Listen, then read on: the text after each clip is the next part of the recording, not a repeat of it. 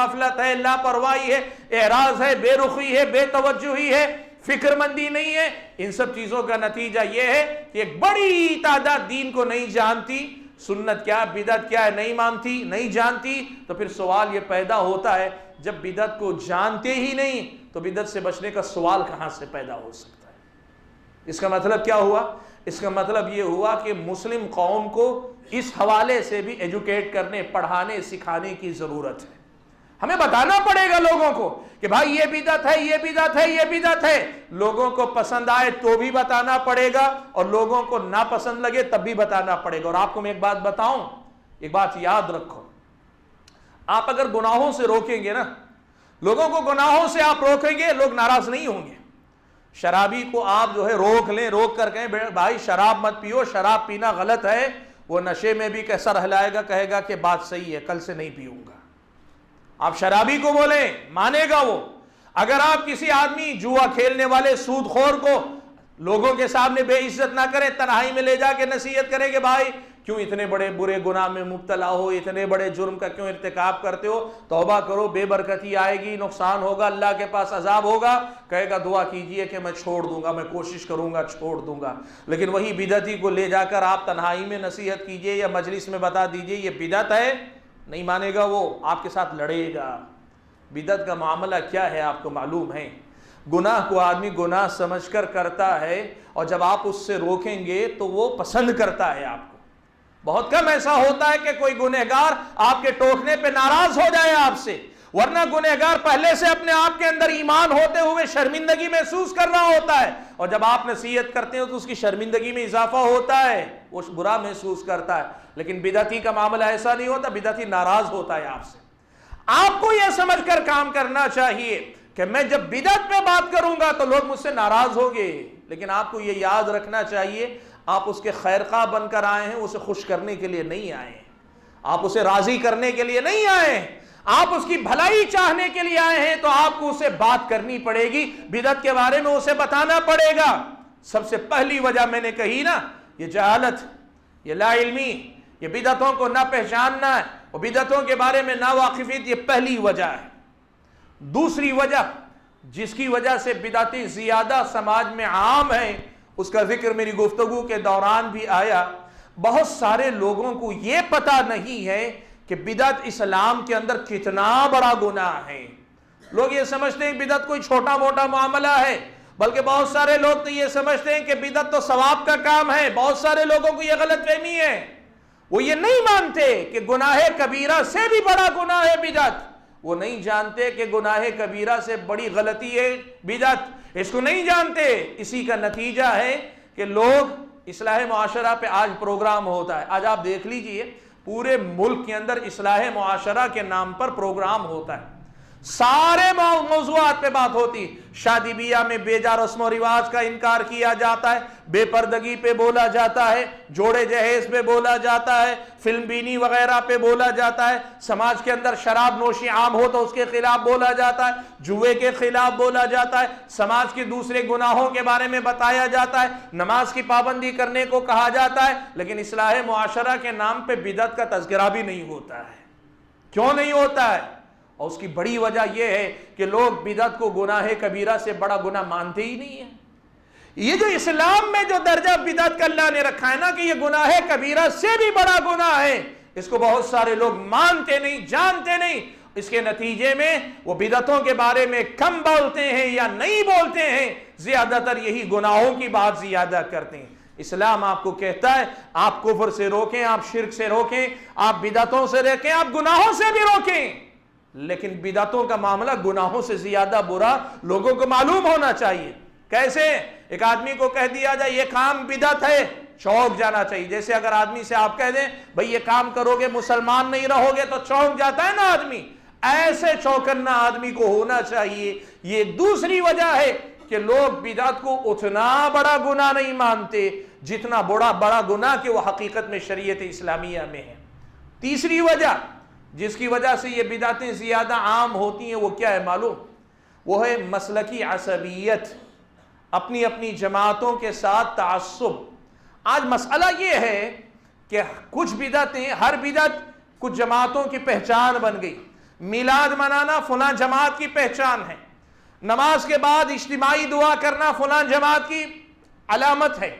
ہر بدعت کسی نہ کسی جماعت کی، تنظیم کی علامت بن گئی ہے۔ اب آدمی کیا کرتا ہے پتہ ہے، اسے اس سے فرق نہیں پڑتا کہ میں جو کر رہا ہوں وہ بدعت ہے کہ سنت ہے، اسے یہ ضروری ہوتا ہے یہ میرا مسلک کی علامت ہے، میں اس کو نہیں چھوڑ سکتا۔ اب میں آپ کو بتاؤں، نماز کے بعد اجتماعی دعا ہوتی ہے، آپ معلوم ہے احناف کی مسجدوں کے اندر عام طور پہ ہوتی ہے، آپ دیکھتے ہیں مسجدوں کے اندر تبلیغی جماعت سے وابستہ حضرات جو ہے یہ اجتماعی دعا کا اہتمام پنج وقتہ نمازوں کے بعد کرتے ہیں۔ اب اس کی شکل میں آپ کو بتاتا ہوں، سلام پھیرنے کے ساتھ، ممبئی شہر کا مجھے بالضبط اندازہ نہیں، کچھ مسجدیں جو ہم نے دیکھی ہیں، لیکن ہمارے اپنے علاقے میں نے دیکھا، میں اسی کی مثال آپ کے سامنے دیتا ہوں۔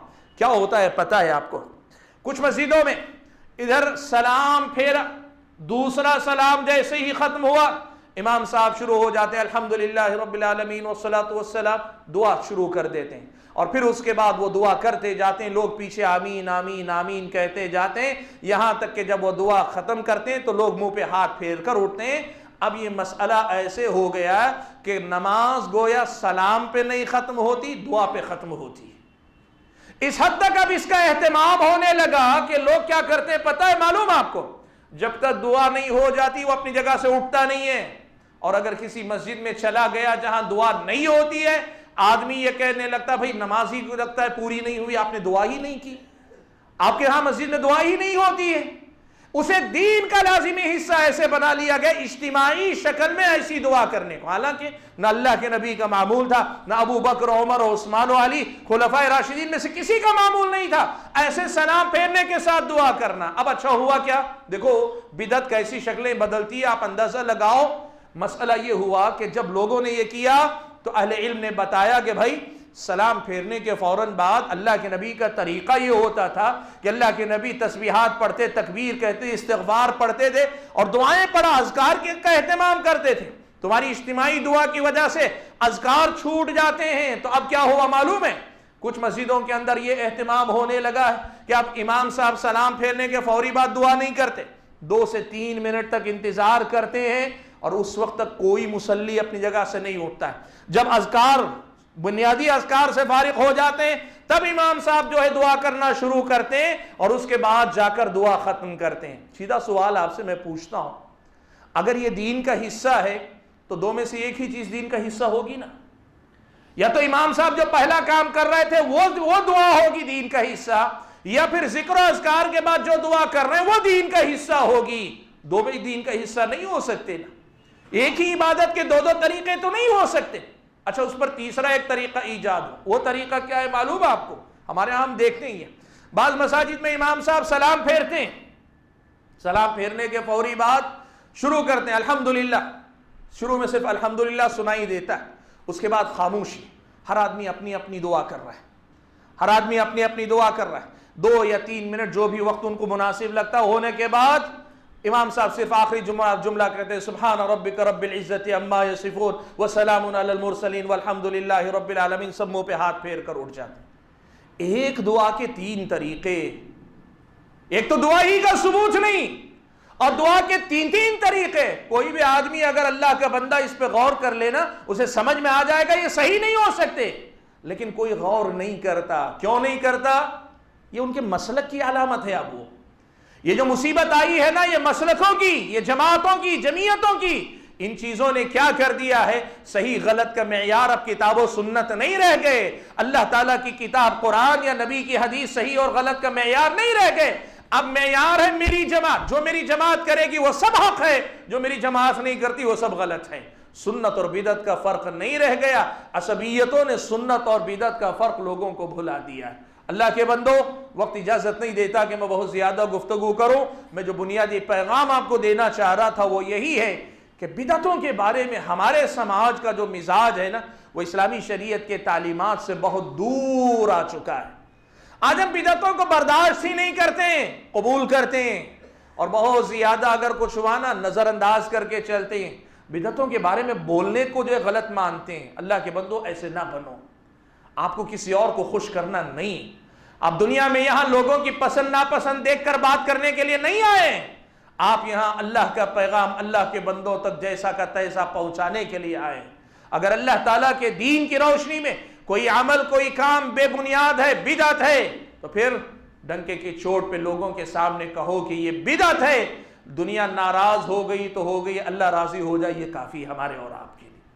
آج آپ کو جو پیغام میں اصل میں دینا چاہ رہا ہوں وہ یہ کہ ہم بدعتوں میں جیتے جیتے، بدعتوں کے ماحول میں رہتے رہتے اس مزاج کے عادی ہو گئے کہ بدعتیں آج ہمارے لیے ایک معمولی مسئلہ بن گئی، جبکہ قرآن و سنت کی روشنی میں صحابہ کی زندگی میں اگر آپ دیکھیں بدعت انتہائی سنگین جرم ہے، بدعت انتہائی زیادہ خطرناک قسم کی غلطی ہے۔